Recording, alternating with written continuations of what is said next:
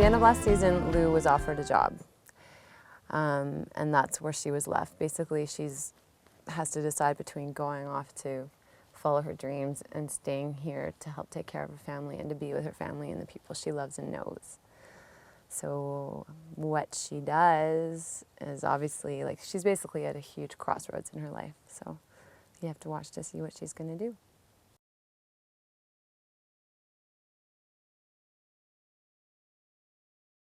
You know what? I feel really lucky to be doing this show because I can do both. And that's how I always want to keep things. I figure if I'm not having fun, then people watching the show aren't having fun. So I always look for what's interesting in a scene, and often in this kind of a show, it's about finding the humor, the comedy in it. So I like to do that, but then I really like to balance it out and make Lou sort of a whole character by being able to do scenes, you know, that are a little bit more grounded and serious in nature. Well, it's a dude ranch. Lou basically was trying to think of a way to make Heartland make money, and so she figured that all her friends back home in New York would want to come down here and see this Western lifestyle and ride horses, and she's thinking of it as this high-end retreat, but everyone just keeps calling it a dude ranch, and eventually she just has to admit that yes, it is a dude ranch. On my days off, I like to ride my bike. I like to go see concerts, try new restaurants, go to the gym, spend time with my friends, rent movies. I really like to absorb as much culture and music and art as I can. So that's what I do. There's always things going on in Calgary. There's like always festivals and music and bands and art. So I try to check out as much of that as I can. I went and saw Tom Petty play last night at the Saddle Dome.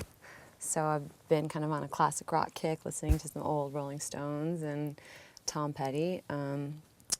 I really like, what are you making so many sounds for? I've been listening to Pedro the Lion, who's this sort of rocky guy, and the Kings of Leon. And I really like Radiohead's new album, In Rainbows, a lot. And when I want a little pick-me-up, I've been listening to Al Green.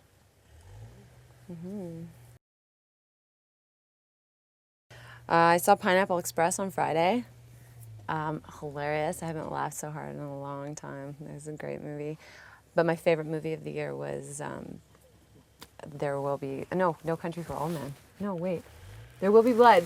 That was it. Everyone's confusing them, and so am I. My favorite movie of the year was There Will Be Blood. I thought every aspect of that movie was so amazing. The cinematography, the acting, the script, the music by, is it Greenwood from, is that his name? Greenwood from Radiohead? The music is phenomenal. I think it's one of the most amazing movies ever made. My favorite ice cream flavor? I'm one of those girls that likes to go in and sort of pick something different every time depending on my mood. So I'll often go for cookies and cream. Yeah, I once had like a black pepper ice cream that was amazing.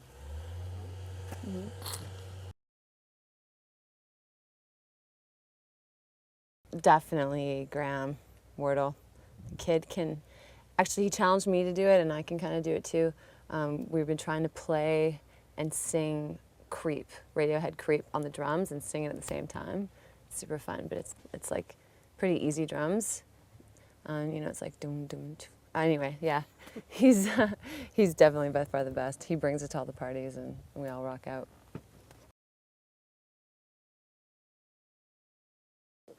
Probably. Nathaniel and I work so well together. I'm just trying to think. He often comes to set and doesn't know his lines till the day he gets there. But that's okay because it actually just makes his performances more natural. He doesn't always do that, but once in a while. And we have this little thing that we do when we're about to start a scene together. We'll both sort of, well, it's kind of private, but we'll both kind of just like, he'll like touch my hair a little bit and I'll sort of touch his hair a little bit. And then we'll be like, okay, we're ready. We can be a couple now. Yeah.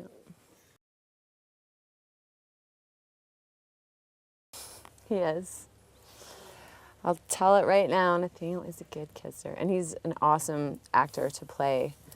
It's really fun to be his girlfriend on TV.